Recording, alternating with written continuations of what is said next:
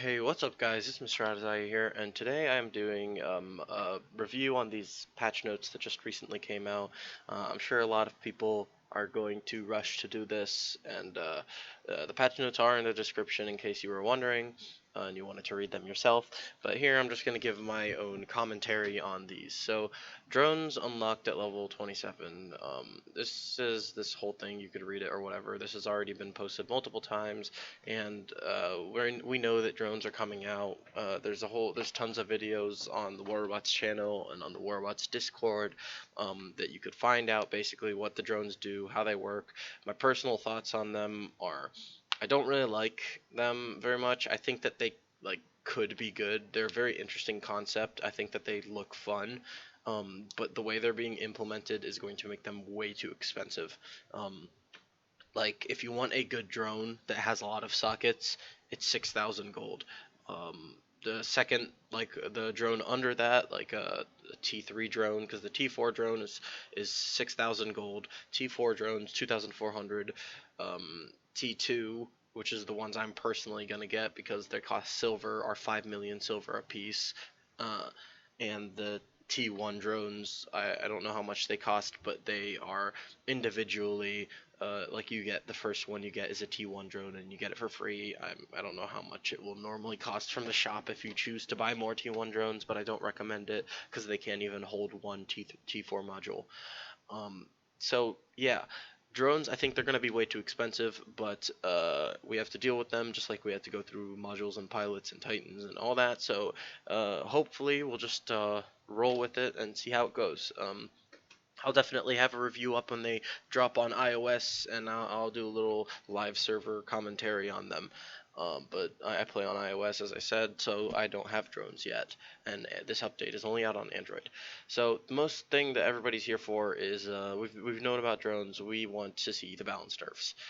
So let's just start here at the Ravana nerf. The Ravana needs this nerf, let's be honest. A lot of you guys, running a lot of Ravanas in your hangars. The Ravana has been a meta bot for a long time. It's insanely powerful. The fact that it can still shoot in the phase shift sometimes, which it constantly does, and it just makes it such a pain to fight, especially when they get it so high level that has like 300k health. Reducing the durability was a good move. 10%, I think I'm happy with that number. I wouldn't say it needs it much more than that. I wouldn't say much less than that either, though. The duration going down by 1 second, though, for me, this is the most important part.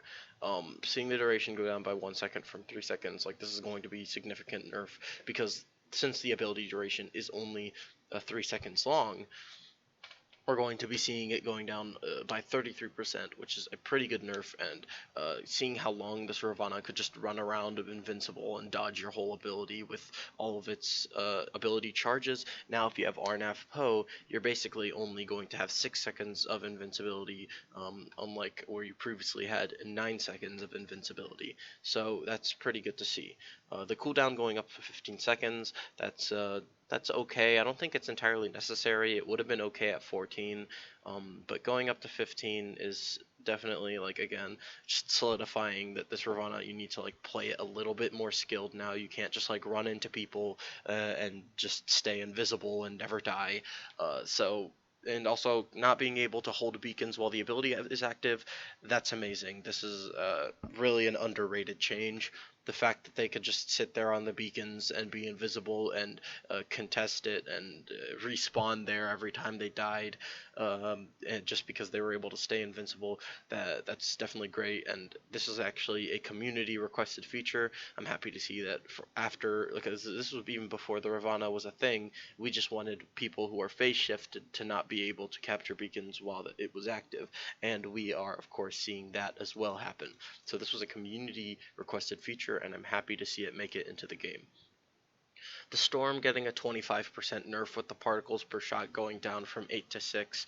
I'm a little bit biased in saying that I hate this nerf because I have a total of 20 Storms in my hangar, but seeing the Ravana Storm is really a crazy setup just because of the insane bursts and just reloading during your phase shift. I don't think reducing the damage on the Storm is really the right way to go with this. I think it's more so like making it so you can't reload in phase shift, or even reducing the fire rate of the storm would be a much better alternative for me. But I'll take it. I'll take it if it means the Ravana is also getting nerfed. 8 to say, like, we've been seeing this on the test server. Previously they had it like where they increased the particles damage though, but now they're just reducing the particles and not increasing the damage of each individual particle. So that's not, it's not optimal. But the storm, I don't think it's going to totally kill it. It's just going to, like, basically, now if the storm gets one more nerf, then it's done. Right now you'll still be able to use it, but it's gonna be a bit iffy. um, they're also nerfing the energy shotguns, but I think since this nerf is so huge in comparison, the energy shotguns will actually now deal more damage in the storm, which is a bit stupid in my opinion. The energy shotguns have lockdown; they shouldn't be able to deal more damage than the storm, which doesn't. But with the storm, I guess now you're giving up damage and lockdown for the ability to, like, I don't know, wear down Arthur's shield a little bit more than the Coronas or something.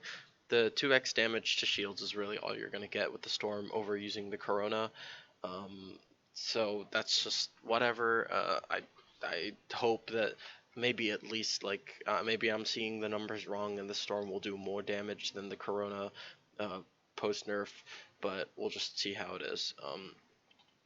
Also, the pilot skill sharpshooter. This is specifically sharpshooter for the storm.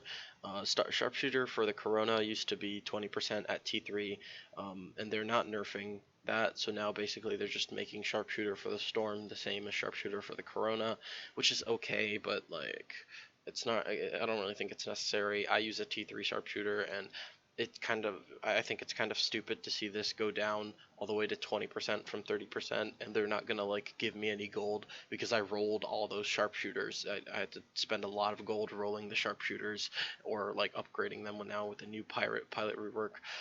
Seeing them nerf pilot skills and not give any gold back to the people with these pilot skills is kind of, it's kind of stupid. I don't agree with it, but uh, maybe it was kind of necessary because, again, the storm isn't meant to be used at really close range. It already was being used at really close range. I don't know why they're doing this. It's like, mostly I just use sharpshooters that I could use it at like 100 meters instead of point blank only. But you know what? Whatever. I think that this right here is the bulk of the worst nerfs in this update, but there are some way worse ones as you go down. Um, but anyway, Nightingale was basically is the best healing robot. I say this all the time. It's the best healing robot. The other ones really need to be buffed, and I'm happy to see that every other healing robot is getting buffed. Wayland is getting 15% more repairing per tick, which is amazing to see.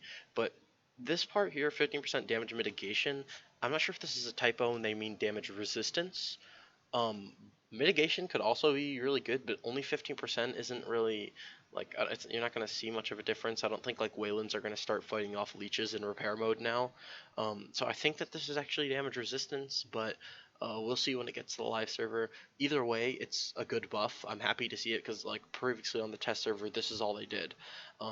But adding, like, giving it either more health in repair mode or mitigation in repair mode, that's okay. That's something I'll definitely take with the Wayland, because the Wayland does need this. Um, the Mender also needs this. I remember I still have a Mender. I can't believe it. Like, back around the time it came out, I bought it at the full price of $100. I still regret that, because, like, now it comes out for, like, on $5 deals or something, or $10 deals, I think, with a camo as well, like a skin on it. But I was always using it, and I was like, damn, I don't like how this thing, like, you run forward and you're not able to catch up with all your teammates, because there's not much, like, many healing robots in the game at that point. I think Tyr and Wayland were the only other ones, and I wanted to be a Mender healer. I like Mender, but I could never catch up to my teammates to heal them. So seeing this increase, like, I've always wanted an increase in its speed.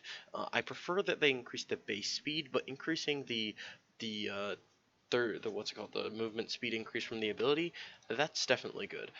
Increasing the repair pulses from 4 to 7, that's pretty good.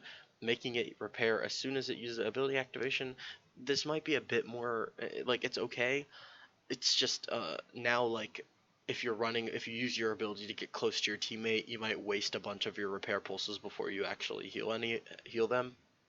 So this is a bit whatever. I don't know how they had it on the test server. Was they actually increased the duration of the ability? But I think that the duration of the ability is now basically, instead of increasing the duration, they're just gonna make it so that the entire time it's in its ability, it's healing.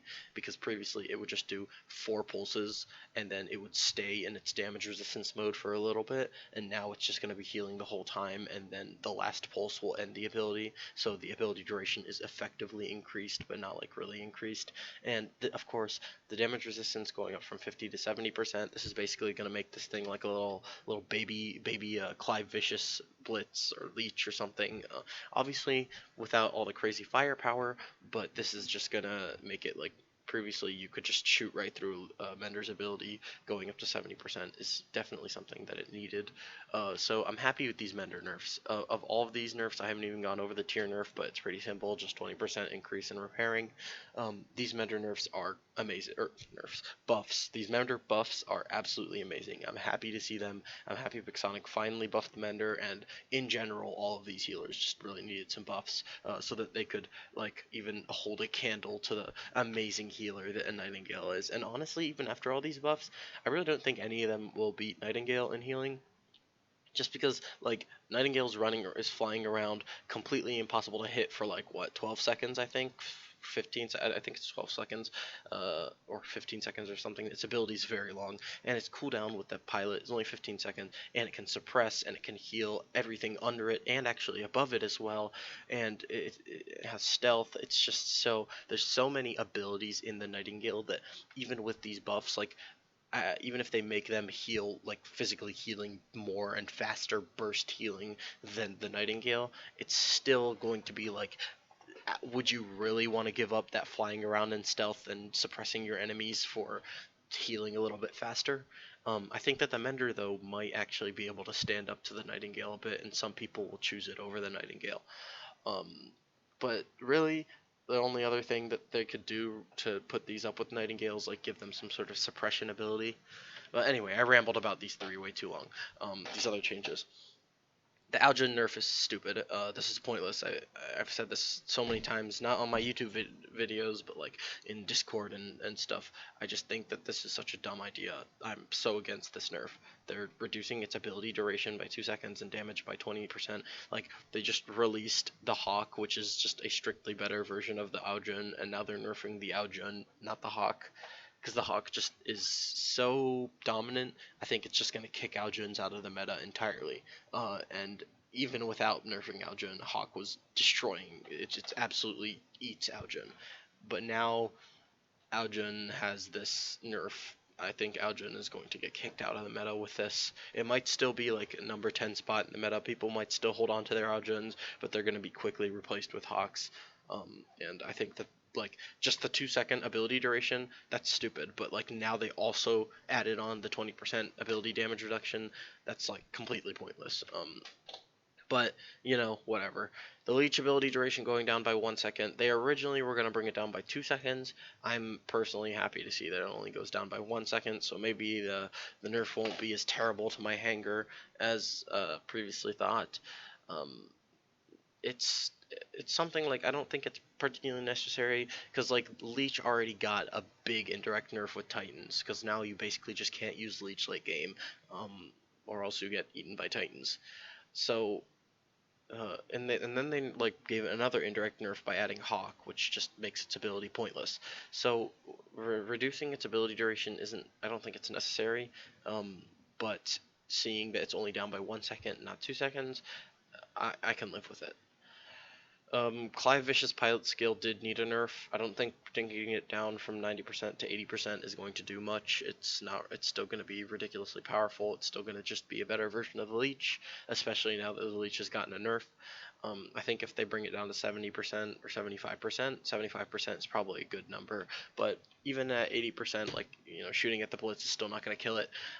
But I'm happy to see that they're finally doing something about Blitz, because Blitz is just a ridiculous Leech at this point.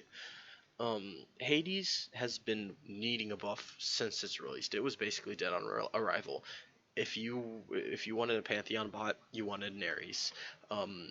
but also the Nemesis was really good. Like the Ares was the meta one, but the Nemesis, like if you knew how to play it, the Nemesis is also a very good robot, and I love the Nemesis. I actually prefer it over Ares just because you have that ability so fast. But Hades was always in the middle where like there weren't many people using it at all. Basically, you were either all the way on the right or all the way on the left. Nobody was in the middle. And now seeing it get buffed is pretty nice. I do think though, like if they buffed the ability duration by like 1 second or something, that would be pretty nice. But durability up by 15%, retribution damage up by 15%. I'll live with it. It's pretty good. Um, Fenrir speed and mobile mode up by 5%. I feel like this buff was kind of pointless. Like it, I'm always happy to see Fenrir increase its speed in mobile mode. Because when I used a Fenrir, it was really annoying how slow it was in mobile mode, where like basically Al Jones would just keep doing death runs over you and you wouldn't be able to chase them down. But 5% is nothing. They should have increased it by like 15% or 20% or something. But 5%, that's absolutely like that's not going to change anything. So it's a step in the right direction, but not a big enough step.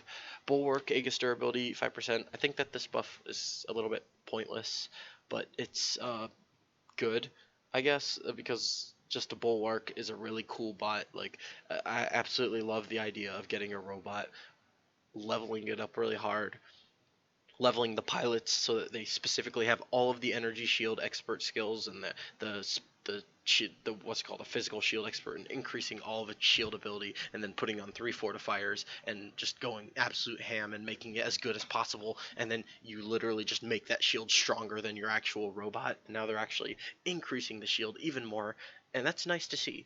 5% again, it's a very small number. I don't think it's a step in any direction really. It's just like the Bulwark had really lost a lot of its use. I haven't seen Bulwarks in games for a while, so maybe if they buff the Aegis even more, it would actually start re-emerging. But at the moment, 5%, it's okay. It's a step in. I guess it's a step in the right direction. Weapons, again, like if they're nerfing the Storm, then it's okay to also nerf the Halo, Chronon, Glory. But I don't think either of these nerfs are really needed. But whatever. That's how they did it. So Halo, Chronon, and Glory are losing 10% damage. Storm's losing 25% damage. So whatever. As long as they're still basically like, as long as the Corona isn't beating the Storm now by damage and also having lockdown, then I think it's whatever. It's okay. Viper's damage per particle going down by 10%. Pointless, stupid. Why? Nobody asked. Nobody did this. Like, nobody was using the Viper. I don't see why they decided this was necessary.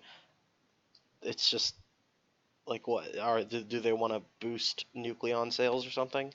It's just not, I don't think it's necessary at all. Glacier Cryo Rhyme, I guess seeing the damage go down is okay, because they are really strong, and seeing the targeting issue getting fixed is amazing. This is basically just reverting a previous nerf, so my thought is like, why would they do, or a previous buff, so why are they buffing it in the first place if they plan on just removing the buff? I think we know, but we won't discuss that in this video. Spark Scourge Calamity, damage per tick going down by 15%, ammo going down by 15%. Maybe bringing down the damage by 10% would have been okay and not touching the ammo, but this is a bit too much, in my opinion. Avenger, damage per particle, 15%. Why? It's just going to be a big Punisher T now. There's no point. Why are you doing this? Because it has worse accuracy than the Punisher T. It's also going to be doing, even though it's still going to be doing more damage with this nerf, it's going to be hitting less, which is just going to make it like basically just a big fat Punisher T. This is such a stupid nerf, and I think it's just to be like, those people who are using level 10 Avengers or level 11 Avengers, those higher level Avengers on like Algens, they want to make them go out and buy Nucleons. But I feel like Pixonic needs to kind of get that people who are buying Avengers and using Avengers aren't using Avengers because they're the best gun in the game. They already know they're not the best gun in the game. It's because they're cheap. So if you just keep nerfing the Avengers, you're just gonna give these guys a hard time, and nobody's really gonna switch off and pay more because Avenger is like a free-to-play cheap weapon. But whatever. I'm sad to see this nerf, and I think that like Avenger at this point is just gonna be useless, especially for its price. Like if they're gonna nerf it like this, they might as well make it cost silver. It's just so bad now. Sting, seeing this buff is good. They could also reduce the reload by like a second, and I'd be happy with it. Wasp, this buff is gonna be pretty crazy. I don't know what to think. I mean, they're gonna make this weapon, which was previously a sniper, they're gonna turn it into a machine gun, and they're not gonna reduce the damage per particle. So like, Wasp is going to be so annoying to fight against, especially at high levels. So I don't know what to say. Like, if they reduce the damage per shot a little bit, then this would be a perfect buff. But since they're not reducing damage per shot, they're just making this a really fast shooting thing. Like, I don't know. Maybe I personally never had much experience with it, so maybe its damage per shot was already really low. But Sting and Wasp did need buffs. I'm happy to see them get buffs, and maybe through gameplay we'll find out whether or not the Wasp buff was too much. Avalanche, this is good to see. 15% increased damage and increased ammo. Even making the reload a little bit faster would be very nice. Arbalist, Ballista, Trebuchet, damage per charge 10%. 10% to the Ballista, that's okay. The Arbalist and the Trebuchet, they need more. 10% to the Ballista is already basically just a better version of the Trebuchet, even though it's medium. But the Arbalist and the Trebuchet kind of suck.